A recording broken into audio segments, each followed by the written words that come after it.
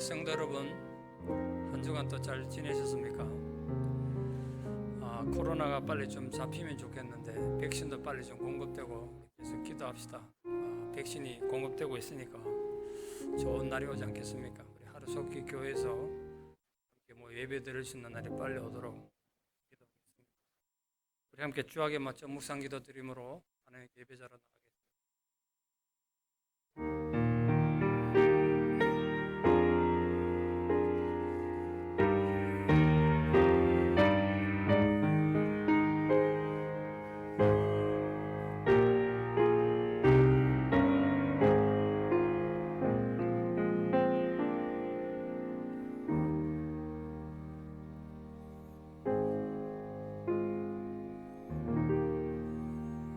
여호와는 나의 목자시니 내게 부족함이 없으리로다. 내가 사망의 엄침한 골짜기로 다닐지라도 해를 두려워하지 않을 것은 주께서 나와 함께 하심이라. 주의 지팡이와 막대기가 나를 안위하시나이다. 아멘. 사랑과 긍휼이 풍성하신 아버지 하나님, 은혜를 감사합니다. 또 한 주간의 삶을 주께서 함께 지켜주시고 또 이 귀한 주일을 맞이하여 우리 사랑하는 모든 성도님들이 가정에서 함께 가족들이 모여 예배드릴 수 있는 귀한 시간 허락해 주신 은혜를 감사드립니다. 우리가 몸은 흩어져 있어도 이 시간 함께 하나님을 예배함으로 함께 하나님의 임재를 체험하며 하나님의 위로를 얻는 은혜가 있게 하여 주시옵소서. 진실로 하나님께서 우리의 선한 목자 되어 주셔서 우리가 사망의 엄침한 골짜기를 다닐지라도 해받는 것을 두려워하지 않을 수 있는 그런 믿음의 삶을 살아가는 이 복된 한 해가 되게 도와주시옵소서. 특별히 지금 예배 드리기 힘든 어려운 상황에 있는 투병 중인 성도님들이나 혼란을 당한 성도님들이 있으면 특별히 하나님께서 그분들에게 더 큰 위로와 사랑으로 함께 해주시고 또 지금 병상에서 마음으로 드리는 귀한 예배들을 하나님께 또 기쁘게 연락하여 주시옵소서. 예수님 이름으로 기도드리옵나이다. 아멘. 함께 4장 찬양 드리겠습니다.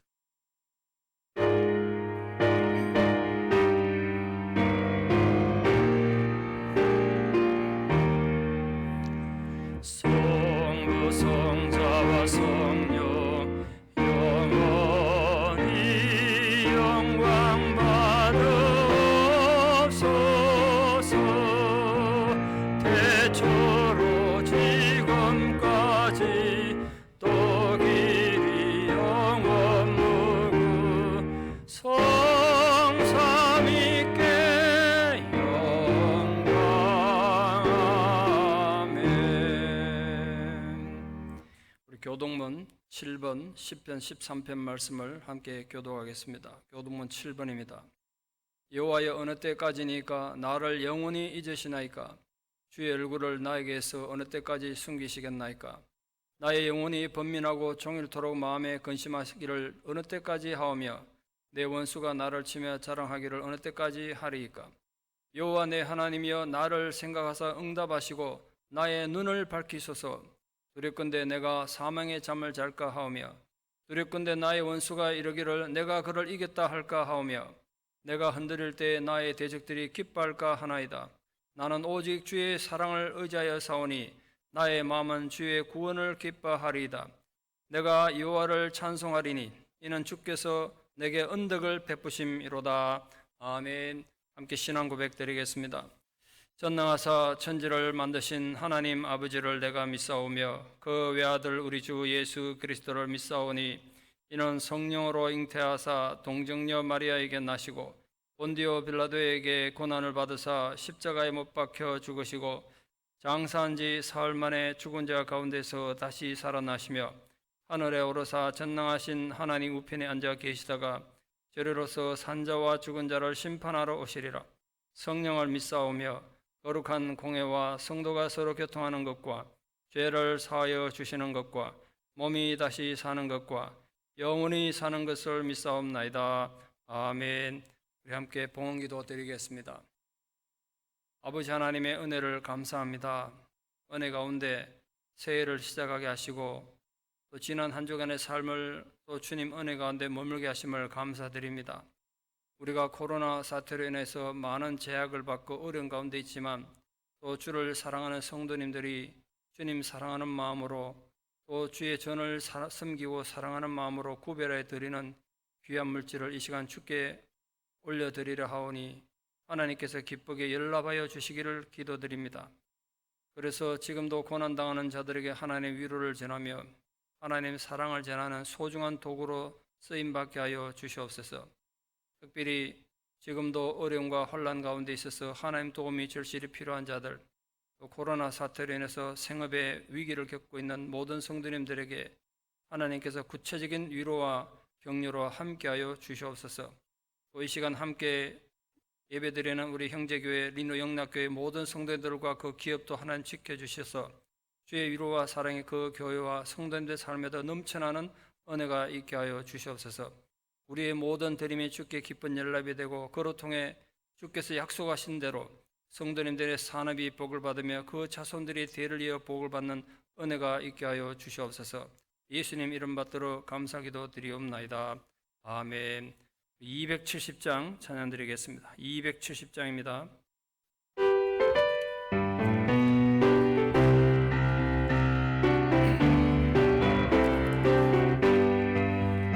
연찬놓은 주님의 사랑과 거룩한 보혈의 공로를 우리 다 찬양을 합시다.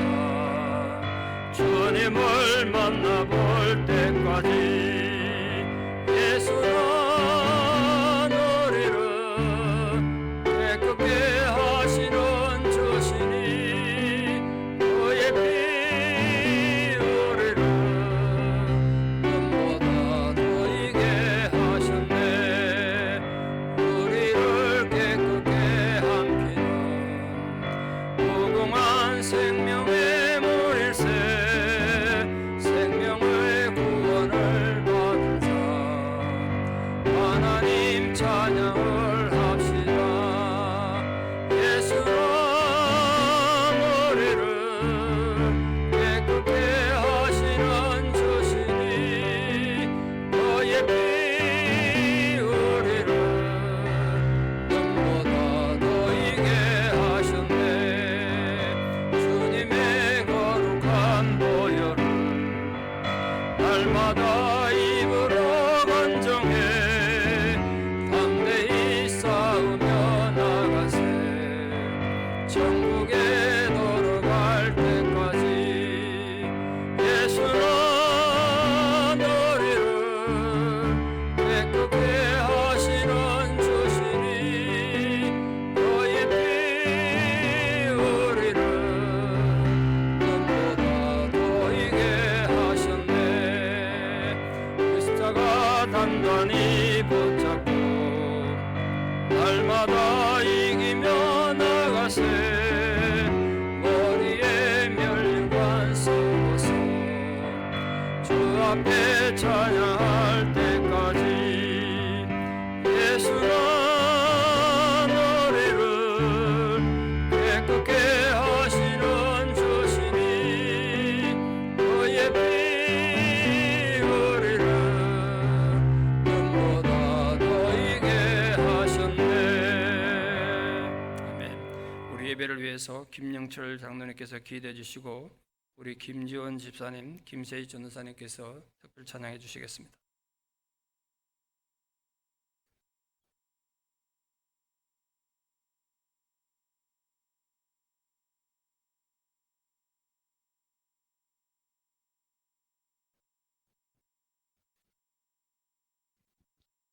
거룩하신 아버지 하나님, 환난과 고난 가운데서도 은혜와 사랑으로 우리를 지켜주시고 저희들에게 거룩한 주의를 허락하시어 예배자로 인도하심을 감사합니다. 연약하고 부족한 저희들 성령의 인도하심으로 예배의 자리에 나왔습니다. 세상에 살면서 상처받고 죄 속에서 살던 우리가 주님의 대속의 은혜에 감사하며 주님께 예배합니다. 저희들의 찬양과 경배를 받으시고 저희를 진리의 빛으로 인도하여 주시옵소서. 신령과 진정으로 주님께 예배하는 성도들의 심령 가운데 임하여 주시고 저희들 한 심령 한 심령 주님의 자비로운 손길로 어루만져 주시옵소서. 오 주여, 저희들의 온전치 못한 섬김을 용서하여 주시옵소서. 이 세상에 무엇보다도 그 누구보다도 나를 더 사랑하느냐고 물으시는 주님 앞에 담대히 고백할 수 있는 믿음을 주시옵소서. 저희에게 더욱더 주님만을 바라볼 수 있는 믿음과 은혜를 더하여 주시옵소서. 주님을 사랑함으로 교만하지 않게 하시고, 주님을 사랑함으로 이웃을 전도하게 하시고, 주님을 사랑함으로 우리의 성품이 변화되는 역사가 있게 하여 주시옵소서. 긍휼을 베푸시는 하나님, 끝이 보이지 않는 코로나 팬데믹으로 저희들의 믿음이 연약하여 주님의 도우심을 간절히 간구합니다. 그리스도의 빛을 세상에 발하게 하시고 주님의 거룩한 백성으로 세상에서 승리할 수 있도록 힘주시고 능력을 주시옵소서. 환난과 고난 속에서도 언제나 소망 가운데 주님만 바라보게 하시고 이 모든 상황 속에서 하나님의 인도하심과 그 뜻을 믿게 하여 주시며 흑암의 두려움에서 우리의 마음을 지킬 수 있도록 인도하여 주시옵소서. 하루빨리 백신과 치료제가 상용화되어서 코로나 사태를 종식시켜 주시고 우리들의 일상이 회복되도록 은혜를 베풀어 주시옵소서. 주여, 우리가 살고 있는 미국 땅에 새 정부가 이제 출범을 했습니다. 그동안 갈라져 있는 민심과 상처를 치유시켜 주시고 무너져 있는 경제가 하루속히 회복되도록 지도자들에게 능력으로 인도하여 주시옵소서. 이 시간 하나님께서 귀하게 쓰시는 우리 담임 목사님께 성령의 기름 부음을 더하여 주시고 지혜와 계시의 말씀이 선포될 때 듣는 자마다 위로부터의 복이 넘치게 하시옵소서. 예배를 위하여 마음과 기도와 물질로 보이지 않는 봉사와 찬양으로 준비하는 한 사람 한 사람을 기억하여 주시고 주님께서 축복하여 주시옵소서. 주의 은총이 우리 모두에게 가득하길 원하오며 예수님 이름으로 기도드립니다. 아멘.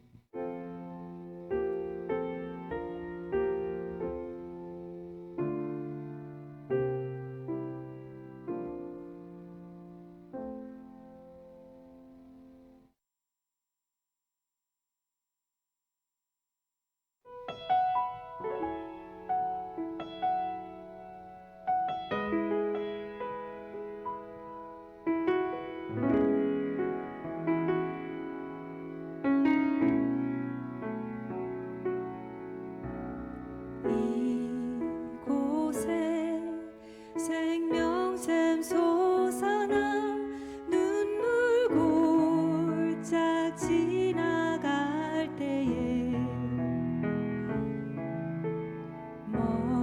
머잖아 열매 맺히고 웃음소리 넘쳐나리라.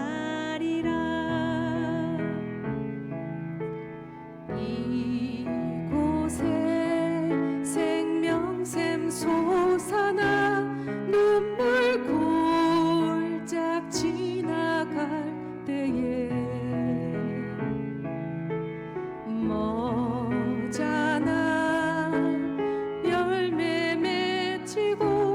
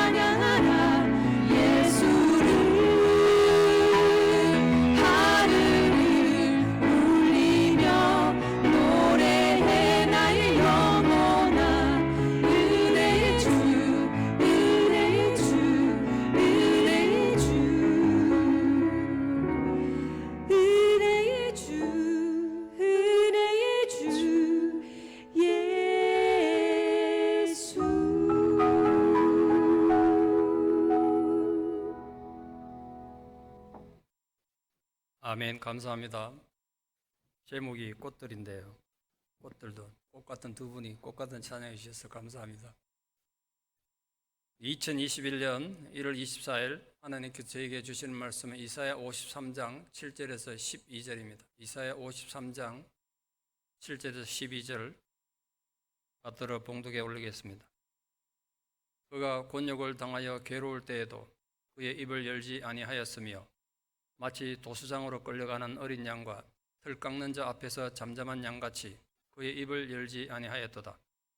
그는 곤욕과 신문을 당하고 끌려갔으나 그 세대 중에 누가 생각하기를 그가 살아있는 자들의 땅에서 끊어짐은 마땅히 형벌받을 내 백성의 허물 때문이라 하였으리요. 그는 강포를 행하지 아니하였고 그의 입에 거짓이 없었으나 그의 무덤이 악인들과 함께 있었으며 그가 죽은 후에 부자와 함께 있었도다. 여호와께서 그에게 상함을 받게 하시기를 원하사 질고를 당하게 하셨은적 그의 영혼을 속건 제물로 드리기에 이르면 그가 씨를 보게 되며 그의 날은 길 것이요 또 그의 손으로 여호와께서 기뻐하시는 뜻을 성취하리로다. 그가 자기 영혼에 수고한 것을 보고 만족하게 여길 것이라. 나의 의로운 종이 자기 지식으로 많은 사람을 의롭게 하며 또 그들의 죄악을 친히 담당하리로다. 그러므로 내가 그에게 존귀한 자와 함께 몫을 받게 하며 강한 자와 함께 탈취한 것을 나누게 하리니 이는 그가 자기 영혼을 버려 사망에 이르게 하며 범죄자 중 하나로 헤아림을 받았음이니라. 그러나 그가 많은 사람의 죄를 담당하며 범죄자를 위하여 기도하였느니라. 아멘. 성경을 많이 읽으면 성경이 이해되고 성경에 대한 깊이가 깊어지면 참 좋겠는데 제 경험에 하면 어떨 때는 질문만 자꾸 늘어날 때가 많습니다. 읽어도 이해가 안 되고 질문이 많아지죠. 오늘 본문이 그런 내용인데요. 여호와의 종이신 메시아가 고난을 당했고 그 고난에 대한 하나님의 놀라운 보상이 신구약 성경 모두에 기록되어 있습니다. 오늘 본문에도 그런 내용이 많은데 존귀한 자와 함께 몫을 받게 되고 강한 자와 함께 탈취물을 나누게 될 것이다. 그렇게 약속했습니다. 그런데 여기 한 가지 심각한 질문이 있습니다. 메시아로 오신 예수 그리스도는 이미 하나님이시고 천국의 보좌를 다스리는 분 아니겠습니까? 그런데 인간의 천한 몸을 입고 이 땅에 오셔서 멸시와 천대를 받고 마침내 비참한 죽임을 당한 거 사실입니다.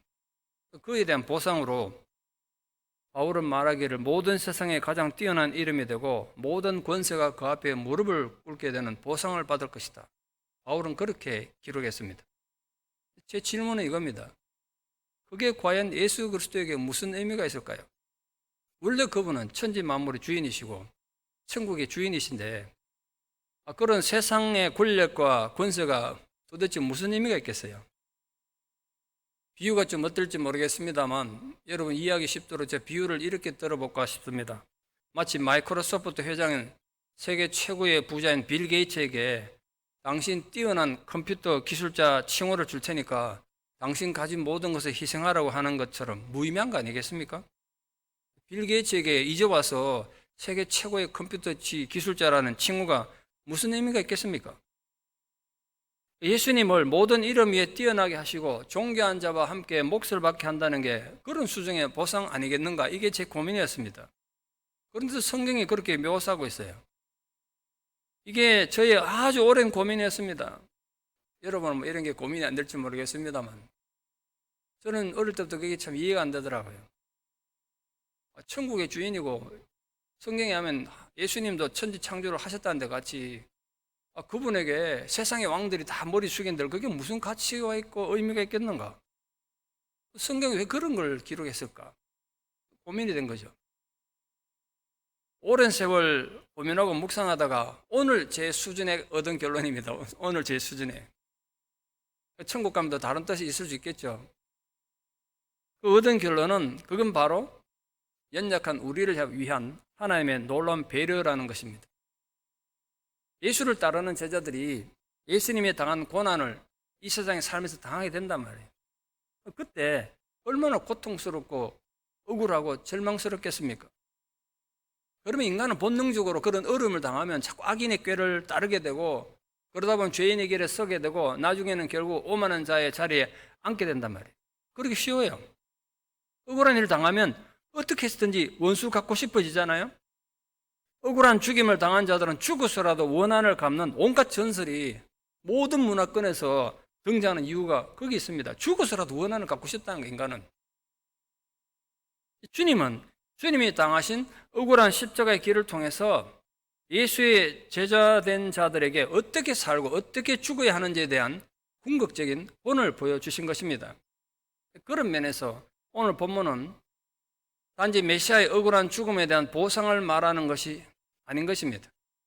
여러 가지 삶의 위기와 고난을 통해서 힘든 삶을 살아가는 우리들에게도 분명한 교훈과 위로가 되는 말씀인 것입니다. 인간이 지상에 사는 동안에는 중력의 영향을 받을 수밖에 없습니다. 물체, 두 가지 물체가 서로 잡아당기는 힘을 중력이라고 그러는데요. 그 중력이 만약 없다면 사과나무에서 사과가 땅으로 떨어지지 않고 하늘로 치솟을 겁니다. 그러나 땅에서 끌어당기는 중력에 의해서 사과는 항상 땅으로 떨어지는 것입니다. 만약 중력이 없다면 지금 여러분 집에서 대개 소파에 앉아서 예배 드릴 텐데 여러분 앉아있지 못하고 공중에 둥둥 떠다닐 거예요. 그게 만류 인력의 법칙이에요.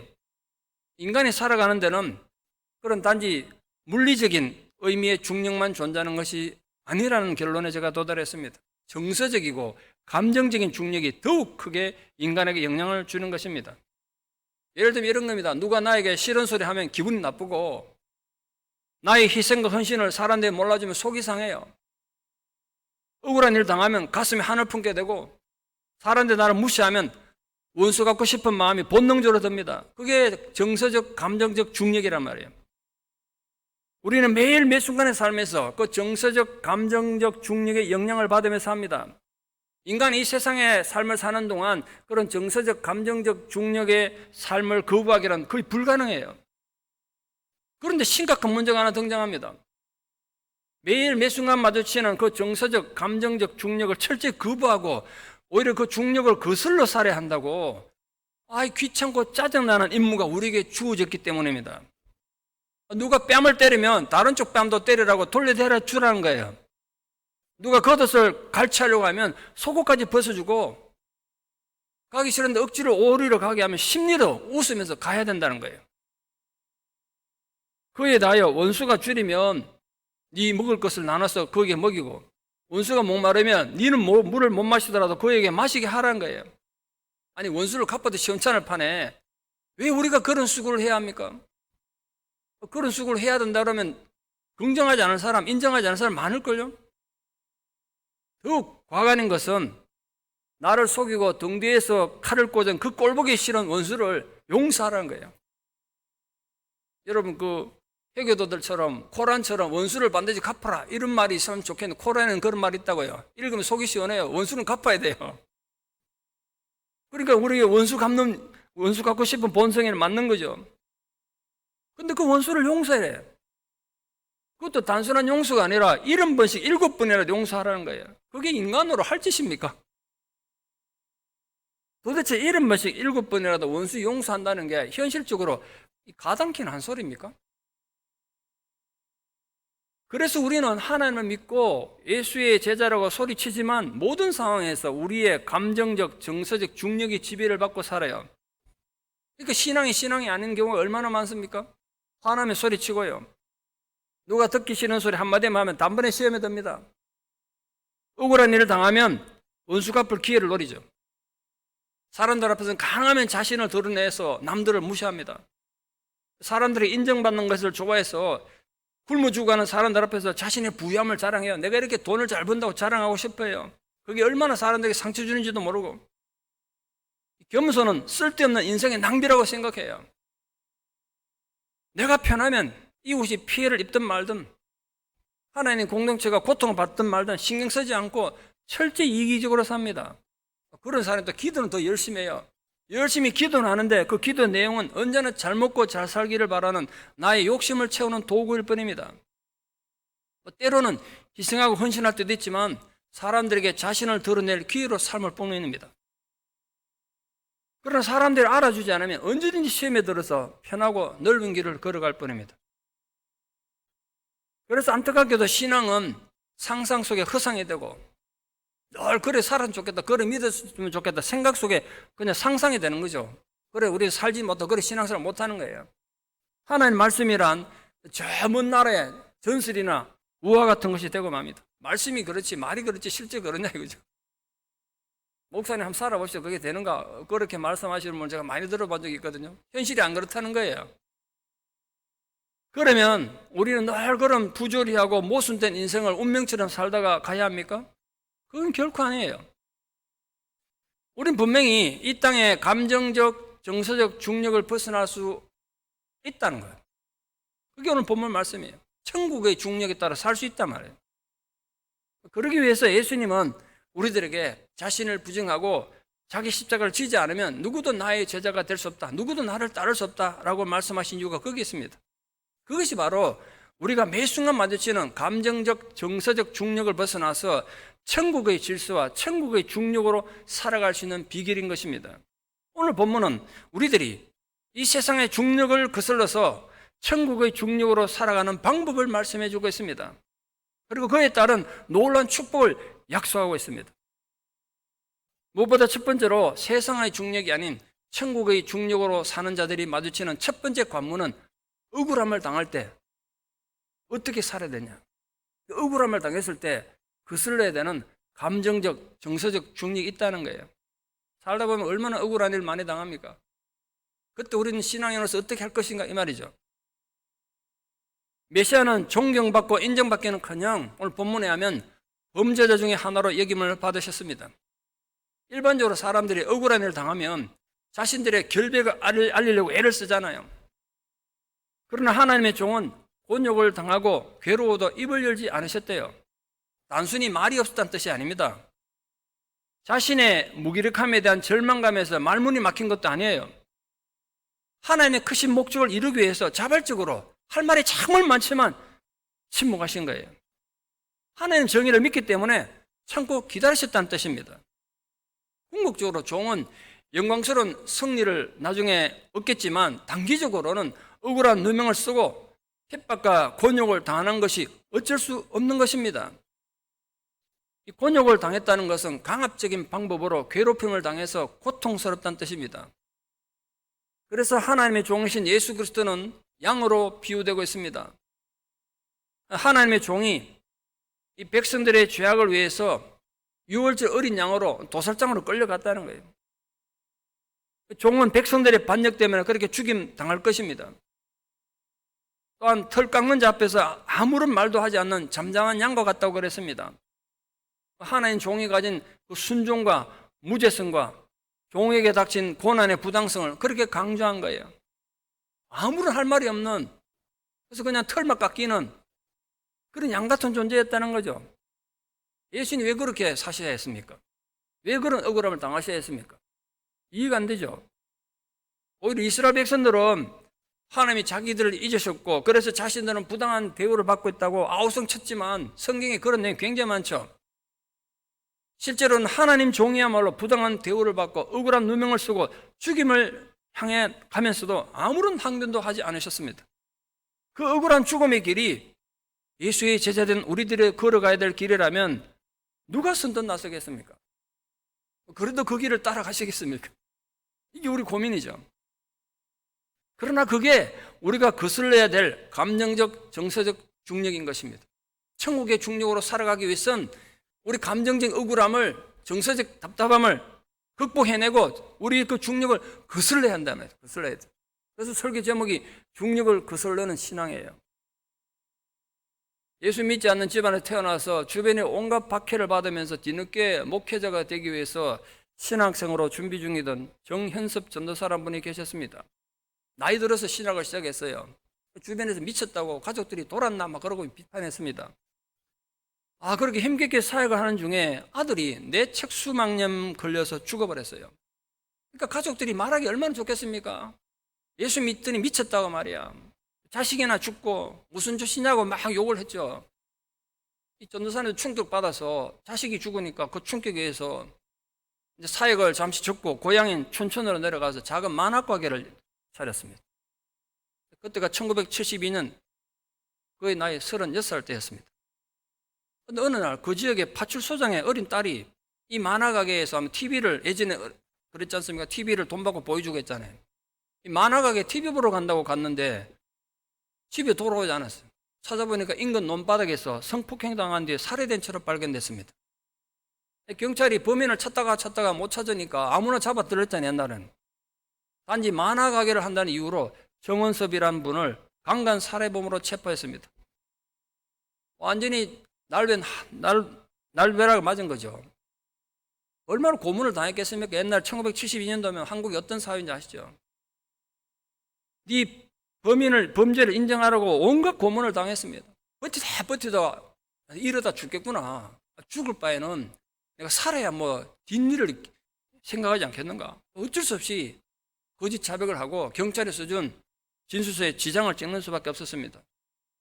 또 재판에 가가지고 자기는 고문을 받아서 어쩔 수 없이 그렇게 고백했다고 얘기하고, 이 사람을 범인으로 지목했던 한 동네 정린들도 동네 주민들도 고문을 많이 당했나 봐요. 재판 기록 보니까 그 재판장에 가서 자기도 또 고문을 받아서 어쩔 수 없이 이 사람이 범인이라고 그렇지 이 사람 범인이 아닌 것 같다고 그렇게 말했음에도 불구하고 판사는 무기징역에 처했습니다.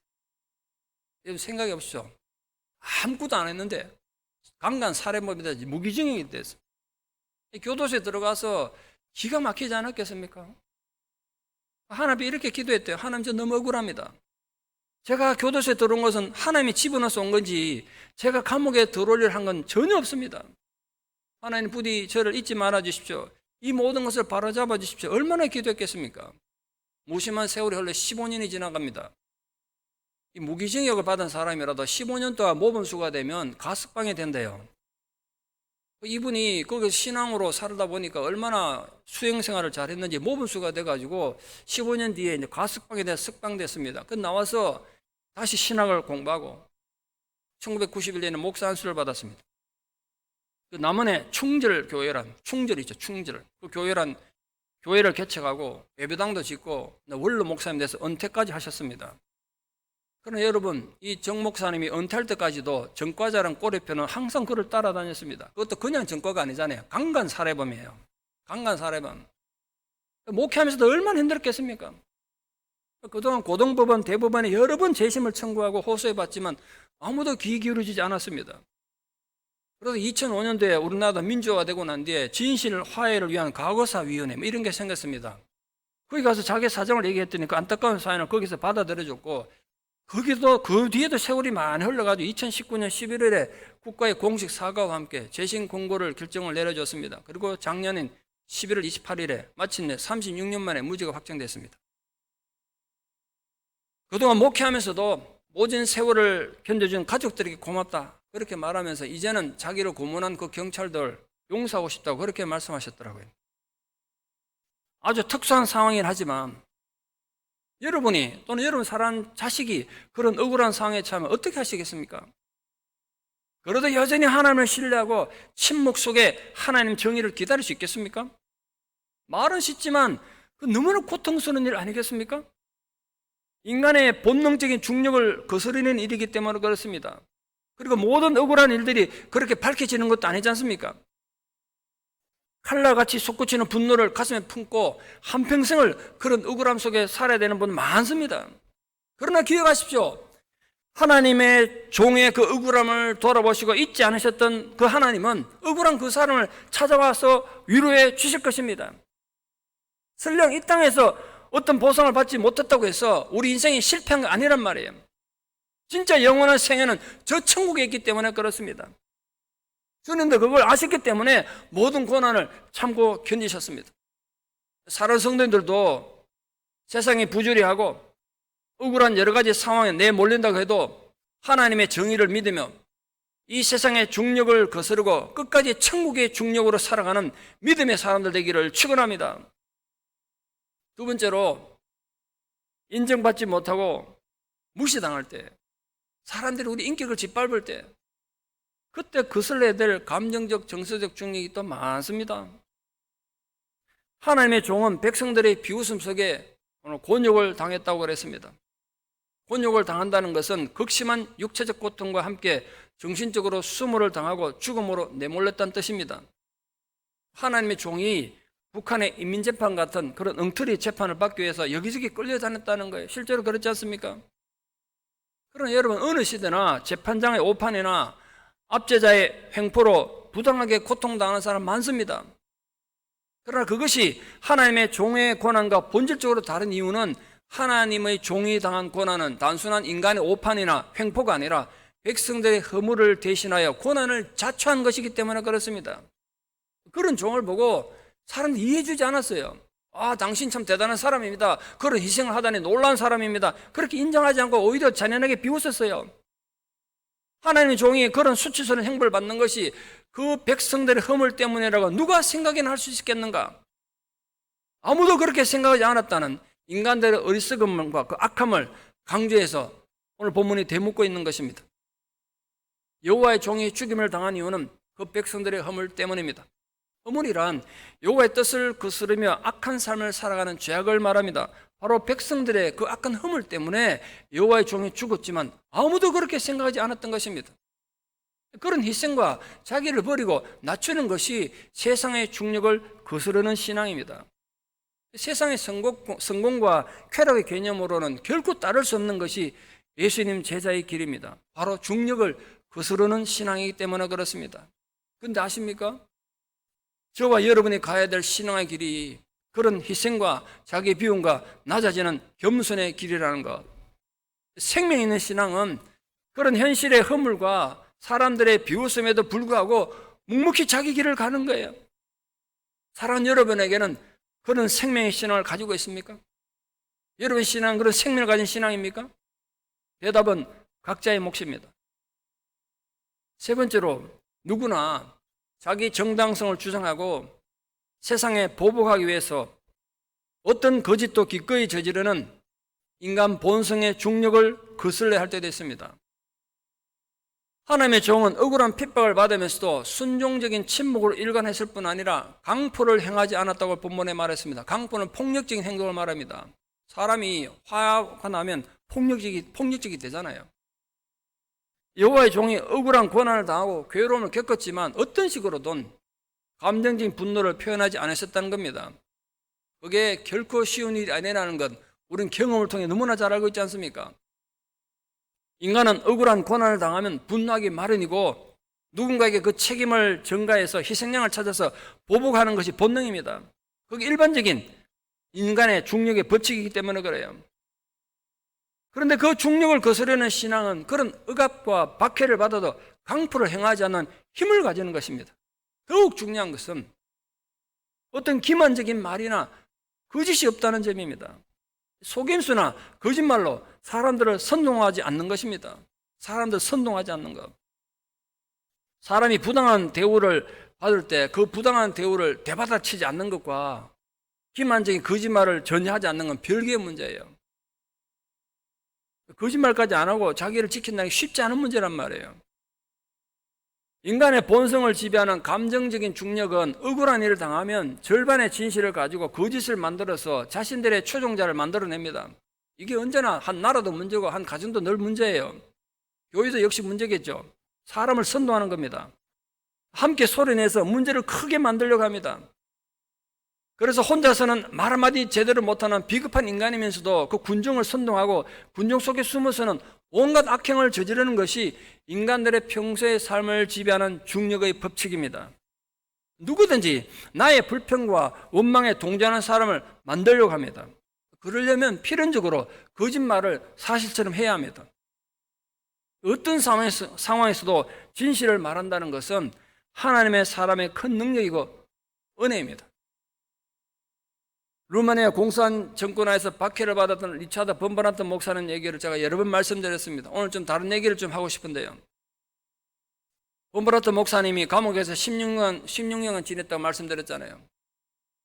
그거 있으면서 성경을 읽으면서 두려워하지 말라는 말이 성경에 몇 번 나올까? 그걸 헤아려 봤대요. 너무 힘들고 어려우니까. 이분 헤아려 보니까 정확히 딱 366번 했대요.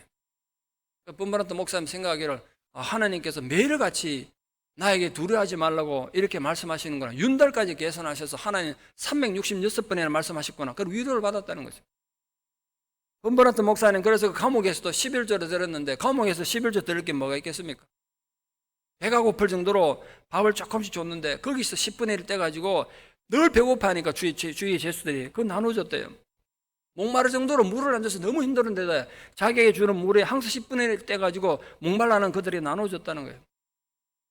이 감방 안에 수십 명이 있었는데요. 전부 다 무신론자들이니까 공산주의 국가니까 처음에는 그런 번번한테 목사는 비웃고 욕하던 이 감방에 수감된 죄수들이 결국 그 목사님 인품에 감동돼서 전부 예수를 믿게 됐습니다. 어느 날 그들이 모여가지고 예수님 성찬식에 대한 내용을 목사님 얘기하니까 목사님 그 우리도 성찬식 한번 하게 해달라고, 성만찬 한번 하게 해달라고, 어떤 건지 궁금하다고 그렇게 얘기했어요. 그래서 번번한테 목사님이 간수에게 자기가 이 감옥에 있는 죄수들과 성만찬을 하고 싶으니까 좀 은혜를 베풀어서 떡 조금과 포도주 조금만 달라고 얘기하니까 뭘 갖다 준지 아십니까? 똥과 오줌을 갖다 줬대요. 그러면서 이렇게 말했어요. 너 이거 가지고 성만찬 안 하면 여기 있는 죄수 다 죽이겠다고 그런 거예요. 제가 그거 읽으면서 충격받았습니다. 목사는 어쩔 수 없이 이 인문을 가지고 성만찬 한 거예요. 손가락으로 똥을 찍어서 주면서 이것은 내 몸이니 그러고 오줌을 컵에 따라 나누면서 이것은 내 피라고 그렇게 성만찬을 거행했습니다. 이런 사실이 미국에 알려져서 번번한테 목사님 석방운동이 일어나서 모금운동을 해서 공산정권에 돈을 주고 미국으로 모셔왔습니다. 이 루마니아 공산당들은 정말 뻔뻔스럽게도 정치범들을 서구 세계에 돈 받고 풀어주는 일을 하고 있었기 때문에 원래 처형당할 입장에 있었는데 기적처럼 목사님 자유를 얻어서 미국으로 오시게 됐습니다. 미국으로 건너온 번번한테 목사님은 공산세계 예수를 이런 선교단체를 만들어 헌신하다가 2001년에 소천하셨습니다. 사랑하는 성도 여러분, 하나님은 우리를 고아와 같이 버려두지 않는다고 약속하셨습니다. 지금도 자신을 온전히 의지하는 자들에게 찾아오셔서 위로하시고 담대한 믿음을 주어서 어떤 환난 가운데서도 믿음으로 승리하게 하십니다. 예수를 따르는 자들에게 주님 분명히 약속하셨어요. 너희가 세상에서 환난을 당하나 담대하라. 내가 세상을 이겼노라. 내가 세상을 이겼으니까 너희도 담대하라. 그렇게 말씀하셨어요. 우리는 어떤 억울한 상황에서도 어떤 비극적 현실에서도 주님이 몸소 보여주신 십자가 길을 선택함으로써 하나님 나라의 중력으로 살아가는 영혼의 승리자들 다 되시기를 진심으로 축원합니다. 우리가 세상의 중력과 인간 본성의 중력을 거스르며 사는 건 너무나 힘들고 억울한 일인 거 사실입니다. 너무 손해보는 것 같습니다. 그러나 그렇게 인생이 끝나게 되어 있지 않습니다. 우리가 세상의 중력을 거스르며 천국의 중력에 따라 살아갈 때 하나님께서 약속하신 놀라운 보상이 있습니다. 하나님의 종이 그토록 억울하게 매도당하고 비참하게 죽임을 당한 부당한 일이 어떻게 일어날 수 있었을까요? 이유는 하나입니다. 하나님이 그것을 원하셨기 때문입니다. 하나님의 종이 억울하고 비참한 죽임을 당함으로써 파렴치한 죄인인 우리들을 구원하시기 원하신 것입니다. 세상에서는 고난과 절망을 비극으로 생각합니다. 인생에서 실패한 것을 생각하죠. 그러나 하나님이 고통을 가하실 때는 분명한 목적이 있으십니다. 하나님 나라의 중력인 적용되는 거죠. 고난 가운데는. 세상의 중력이 아니라 하나님 나라의 중력이 고통 가운데는 적용된단 말이에요. 우리가 당하는 고난과 아픔을 통해서 더 크고 놀라운 의와 평화를 이루어 가시는 것입니다. 그래서 끔찍한 비극을 통해서 놀라운 유익을 이루어 가시는 것입니다. 그 결과 예수 그리스도가 우리의 죄를 대속하는 속건 제물이 되게 하셨다고 오늘 말씀하고 있습니다. 유대인들의 절기에 5대 제사가 있는데 그중에 속건 제물의 가장 중요한 특징은 범죄에 대한 손해배상을 매우 치밀하게 계산한다는 데 있습니다. 네가 무슨 죄를 지었는지 모든 걸 계산해서 거기에 맞는 대가를 지불하는 것이 속건제물입니다. 왜 하나님이 많은 제물인데 그중에 예수를 속건제물로 삼으신지 아십니까? 예수님이 우리를 위한 속건제물이 되셨다는 것은 우리의 모든 죄를 다 계산해가지고 네가 어머니 뱃속에서 있을 때부터 죽음 직전까지 모든 지은 죄를 다 계산해서 먼지 하나도 남김없이 다 갚았다는 뜻이에요. 그래서 예수님이 우리를 위한 속건제물이 되신 거예요. 이제 언약 백성이 해야 할 가장 중요한 일은 우리 자신을 위한 하나님의 그 속건제물을 온전히 받아들이는 겁니다. 하나님은 그 희생과 사랑의 마음을 온전히 우리 마음 안에, 우리 정신 안에, 우리 영혼 안에 받아들여서 이제는 이 세상의 중력이 아니라 하나님 나라의 중력의 지배를 받으며 사는 것입니다. 천국의 질서를 따라 사는 천국 백성이 되도록 노력하는 것입니다. 그렇게 함으로써 우리도 하나님의 속건제물로 쓰임받는 것입니다. 우리가 당하는 억울한 고난에는 하나님 뜻이 있고 거기에는 분명한 하나님의 보상이 있기 때문에 그렇습니다. 가장 중요한 첫 번째 강조된 보상은 오늘 주님이 어떻게 하셨다고요? 자기 영혼의 수고를 보고 만족할 것이라고 선언하셨습니다. 자기 영혼의 수고를 보고 만족한다는 게 이해가 되십니까? 여기 수고라는 단어는 고난을 뜻하는 말인데 육체적 고통뿐 아니라 정신적 고통까지 포함하는 뜻입니다. 히브리어가. 여호와의 종이 당한 고난이 얼마나 심각한 것인지를 표현하는 단어예요. 근데 왜 그런 심각한 고난을 보고 만족할 수가 있습니까? 어떻게 고난을 보고 와 내가 이렇게 고통당해서 만족하다 그렇게 말할 수 있단 말이에요. 예수님의 삶의 목적, 예수님의 삶의 방식이 일반적인 인생들이 사는 중력의 삶을 완전히 초월하는 것이기 때문에 그렇습니다. 여러분 어느 인간이 자신이 육체적으로 겪는 비참한 고통과 정신적으로 겪는 아픔을 만족스럽게 생각합니까? 누구나 다 행복하고 싶고 안전하고 싶어 하죠. 남들에게 인정받고 풍요롭게 살고 싶어 하지 않습니까? 그게 인간의 삶을 지배하는 일반적인 중력이기 때문에 그래요. 누가 그런 마음을 비판하고 욕할 수 있겠습니까? 그게 인간의 본능인데요. 그런데 예수님은 그런 육체적 고통과 정신적 번민을 만족했다는 것입니다. 자기 부정과 자기 십자가를 지시게 된 것을 아름답게 생각했기 때문에 그렇습니다. 모든 종교는 보편적으로 안전과 평안을 추구합니다. 어떤 종교가 고통을 구하고 비참함을 추구합니까? 그런데 기독교의 본질은 고난을 긍정하고 그 고난을 통하여 오히려 이 땅의 중력의 지배를 받는 동안에는 느낄 수 없는 만족을 느끼는 고난을 긍정하는 종교입니다. 한마디로 십자가의 종교입니다. 예수님은 자신만이 아니라 이후에 주님을 따라갈 모든 제자들의 삶을 내다보시며 당신이 당하시는 고통과 번민을 만족스럽게 생각하신 것입니다. 내 잔이 넘치나이다 그랬다는 거예요. 은혜가 내게 충만합니다라고 외치신 것입니다. 우리도 고난과 절망의 상황에 의해서 파괴되고 망하는 것이 아니라 오히려 더욱 높은 차원의 만족을 누리는 영적인 대반전을 체험하는 영혼의 승리자들 되기를 축원합니다. 둘째로 강조한 것이 많은 사람들을 의롭게 만든 수단이 자기 지식이란 거예요. 예수님의 지식. 예수님께서 자기 지식을 지금 자랑하기 위해서가 아니라 인간 구속의 사역이, 인간 구원의 사역이 얼마나 체계적이고 치밀한 계획 속에 이루어졌는가를 말하는 거예요. 예수님의 엄청난 지식이 인간 구원을 위해서 동원됐다는 뜻이에요. 메시아 사역을 통해서 이룩한 이 구속 사역이 우연히 행해진 것이 아니라 인간의 철학이나 과학이나 논리를 초월하는 하나님 나라의 놀라운 법칙으로 이루어졌다는 뜻으로 나의 많은 지식이 여기에 투영됐다 그렇게 말씀하신 거예요. 세 번째로 강조한 것은 메시아의 대속적 죽음을 통해 우리 모든 죄악들이 사함받았던 것입니다. 여호와의 종이 감당했던 고난들은 모두 택함받은 백성들의 죄악을 사하기 위한 것입니다. 그와 함께 여호와의 종은 범죄자들을 위하여 지금도 기도한다고 선언하셨습니다. 사도 바울은 하늘에 계신 예수 그리스도가 우리를 위하여 지금도 하나님 보좌 우편에서 기도하고 계신다고 밝히고 있습니다. 그것이 역설적이게도 천국의 최고의 보상입니다. 지금도 예수님은 하나님 보좌 우편에서 온갖 어리석은 실수를 저지르고 온갖 절망 속에 살아가는 우리들을 위해서 중보하며 기도하고 계십니다. 말씀의 결론을 맺겠습니다. 어떤 성도가 꿈을 꿨는데 예수님이 십자가에 못 박히는 그 과정의 꿈을 꾸셨어요. 어느 악한 사람이 채찍으로 예수님을 막 때리는데 그 채찍 끝에 쇳덩이가 달려있어서 때릴 때마다 예수님 몸이 찢어서 피가 막 솟구치는 그런 꿈을 꿨습니다. 꿈이지만 그걸 보니까 얼마나 잔인하고 민망한 예수님이 그런 고통당하는 눈을 직접 보니까 그 예수 때리는 그 인간이 너무너무 미워서 치가 떨렸습니다.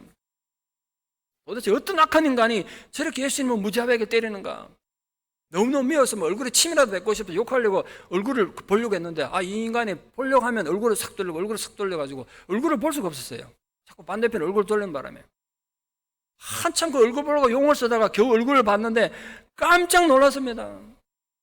잔인하게 예수님에게 치책 휘두르는 그 사람이 바로 자기 자신이었어요. 그 깜짝 놀라서 꿈이 깼다는 거예요. 그저 꿈이지만 우리가 예수의 제자로 살아간다고 하면서 여전히 세상의 감정과 기분의 중력에 지배를 받고 산다면 우리 스스로가 예수님께 채찍을 휘두르는 것과 같습니다. 살다 보면 억울한 일도 있고 나의 수고와 희생이 인정받지 못하고 오히려 무시당할 때도 있습니다. 인간이 죄인이라서 그래요. 본능적으로 우리는 그때 보복하고 싶고 안갚음하고 싶어질 것입니다. 없는 말도 만들어서 거짓말로라도 복수하고 싶어지는 것이 인간의 본능입니다. 그러나 우리는 예수를 따라 나선 사람들입니다. 누가 우리에게 강요한 적 없습니다. 예수의 제자로 우리가 스스로 고백한 자들입니다. 자기 감정을 부정하고 억울한 십자가를 져야 할 때도 많습니다. 절대로 그럴 필요도 없고 그럴 이유도 없지만 손해도 봐야 되고 억울한 누명도 써야 할 때가 있습니다. 그것이 세상의 감정적, 정서적 중력을 거슬러서 천국의 중력으로 살아가는 방법이기 때문에 그렇습니다. 그러나 잊지 마십시오. 결코 하나님 아버지는 여러분을 버려두지 않을 것입니다. 그 희생과 억울함에는 놀라운 보상이 있을 것을 약속하셨습니다. 지금은 초라하게 무시당하고 외면당하는 것 같지만 천국에서는 해같이 밝게 빛날 것입니다. 그 영원한 승리의 날을 믿으며 여러분 앞을 가로막고 있거나 또 앞으로 만나게 될 수도 있는 모든 절망과 억울함의 장벽을 넘어 하나님의 자녀로서 또 예수 그리스도의 제자로서 당당한 품위를 지키며 사는 믿음의 사람들 다 되시기를 진심으로 축원하고 격려합니다. 기도드리겠습니다. 사랑이 풍성하신 하나님 아버지, 어지러운 세상 속에서 우리들의 평화를 원하지만 현실의 삶은 우리의 기대와는 다르게 흘러갈 때가 너무나 많습니다. 애쓰고 노력한 우리들의 진실이 오히려 오해받고 억울한 상황에 내몰릴 때 우리들은 본능적으로 낙심하고 분노하게 됩니다. 그것이 우리가 살아가는 세상의 감정적, 정서적 중력이기 때문입니다. 그러나 오늘 하나님의 말씀 앞에서 우리가 우리 자신을 다시 되돌아보며 다짐하게 됩니다. 주여 저희로 하여금 우리를 지배하는 세상의 중력을 거슬러서 천국의 중력으로 살아가는 하나님의 자녀들이 되게 하여 주시옵소서. 이해받지 못하고 무시당하는 때라도 예수님의 제자로서 위치를 망각하지 않도록 우리의 심지를 견고하게 지켜주시옵소서. 그래서 예기치 못한 상황의 고난과 매 순간 우리를 위협하고 유혹하는 이 세상의 모든 시련과 어려움 속에서 거짓에 물들지 않도록 우리 영혼을 지켜주셔서 천국에서 해같이 빛나는 하늘나라의 중력으로 살아가는 모든 성도들 되게 도와주시옵소서. 예수님 이름 받들어 간절히 기도드리옵나이다. 아멘. 말씀을 생각하시면서 450장 찬양 드리겠습니다.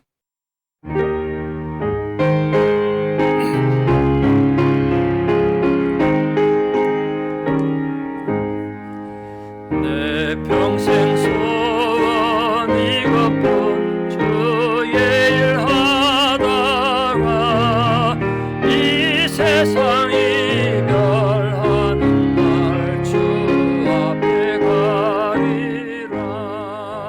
꿈같이 헛된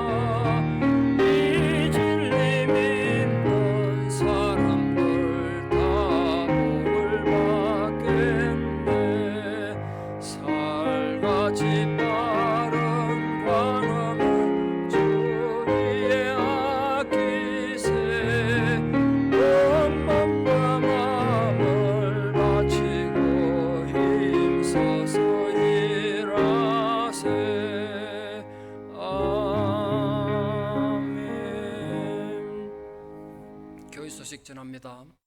우리 예결산을 위한 재직회가 오늘 1시에 줌으로 열립니다. 미팅 번호가 562-561-4876이고 패스워드는 PSK1957입니다. 우리 재직되신 분들, 특별히 구역장님들 모두 좀 참석해 주시기를 바랍니다. 재직은 70세가 넘지 않으시고 은퇴하지 않은 모든 분들은 재직에 해당이 되겠습니다. 그리고 다음 주는 예결산을 위한 공동회의가 열립니다. 공동회의는 저희 교회 등록한 모든 성도들이 해당되니까 좀 많은 참석을 부탁드립니다. 같은 미팅 넘버로 다음 주일 오후 1시에 줌으로 예결산을 위한 공동회의가 열리겠습니다. 이게 좀 줌으로 제대로 회의가 되겠습니까만 그래도 교회 형편이 어떤가 돌아보고 함께 또 기도해 주시고 격려해 주시길 바랍니다. 다시 한번 이 자리를 빌어서 감사를 드립니다. 힘들고 어려운 형편에도 또 하나님을 사랑하고 주의 전을 사랑하고 섬기는 마음으로 헌금에 동참해 주셨던 모든 성도님께 진심으로 감사를 드립니다. 여러분 은혜로 한 해를 잘 살았습니다. 재정부에서 세금 보고를 위한 헌금 통계표 이번 주에 발송하겠습니다. 혹시 못 받으시는 분은 아마 또 우편이 돌아오는 분들은 저희가 개별적으로 연락하도록 그렇게 하겠습니다. 받지 못하면 교회로 연락 바랍니다. 오늘의 양식이 3, 4, 5로 나와 있으니까 픽업 원하는 분은 김세희 전사님께 연락해 주십시오. 큐티 모임은 금요일 7시 30분 계속됩니다. 코로나 지금 백신이 나와 있긴 한데 이 접종 속도가 느려서 어떻게 될지 모르겠습니다만 혹시 여러분 중에 아직 백신이 불안전해서 나는 안 맞아야지 이렇게 생각할 수 있으면 제 생각에는 그래도 맞으시는 게 안 맞는 것보다 훨씬 이익이 많으니까 맞으러 가려면 가서 다 맞으시면 좋겠습니다. 어떤 분들 뉴스 보니까 안 맞는다고 자꾸 그런 분 있는데 그래도 미국이 대단한 나라 아닙니까? 1년 만에 백신 만들었다니까 미국 아니면 불가능했을 거예요. 그래도 그 미국이 지난 이 국가에서 신경을 많이 써서 그건 놀란 일이죠. 그래서 우리가 좀 맞아서 서로의 안전을 위해서 좀 맞으시면 빨리 맞을 수 있으면 맞으면 좋겠습니다. 부디 한 주간 더 건강하시고 다음 주일 뵙도록 하겠습니다.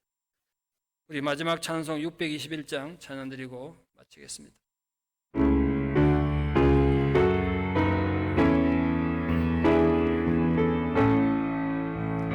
찬양하라 내 영혼아 찬양하라 내 영혼아 온 몸과 정성 다하여 주 찬양하라 경배하라 내 영혼아 경배하라 내 영혼아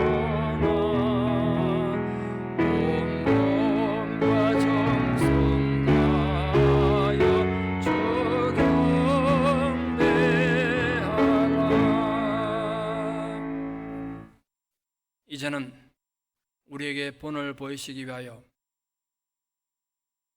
말로 닿을 수 없는 억울한 상황 속에서도 입을 열지 않으시고 모든 고난을 온몸에 받으시고 죽으시고 부활하신 그리고 지금도 하나님 보좌 우편에서 우리를 위해 중보하고 계시는 우리 주 예수 그리스도의 은혜와 하나님 아버지의 만극하신 사랑과 성령님의 위로 교통 역사하심이 주님의 가르침을 따라 이 세상의 중력을 거스르고 천국의 중력으로 살아가는 신앙인이 되기를 결단하는 사랑하는 성도님들의 아름다운 신앙의 고백을 위해 특별히 지금 영상에서 투병 중인 사랑하는 모든 성도님들, 노안으로 고생하시는 어른분들, 또 원건각지 흩어져 살아가는 우리 사랑하는 모든 자녀들의 삶 위에 이제부터 영원토록 함께 하시옵기를 간절히 축원하옵나이다. 아멘.